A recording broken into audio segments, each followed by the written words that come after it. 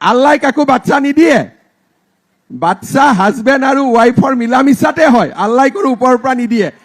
already আমাৰ ঘৰত 3টা সন্তান আছেই বোলে ইয়াৰ মাজতে 4 নম্বৰ বাচ্চাটো হৈ গ'ল মই খুদিলো কেনেকে হ'ল বোলে আল্লাহ দিলে বোলে ভগৱানে দিলে আল্লাহ কাকো বাচ্চা নিদিয়ে বাচ্চা হাজবেণ্ড আৰু ৱাইফৰ মিলামিছাতে হয় আল্লাহ কোনো ওপৰৰ পৰা নিদিয়ে দিয়ে নেকি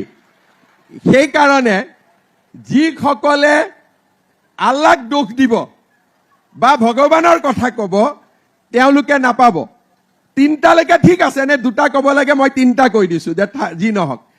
কিন্তু 3টাৰ ওপৰত যদি আকৌ আমাৰ এই বছৰটোৰ ভিতৰত আকৌ বোলে আমাৰ ঘৰত বাচ্চা হ'ল তেতিয়া বাচ্চাক সামনে ব্যৱসায় কৰিম তেতিয়া আমি কম যে বাচ্চাৰ যেহেতু জন্ম হৈছে বাচ্চাটোক ভালকৈ চোৱা চিতা কৰক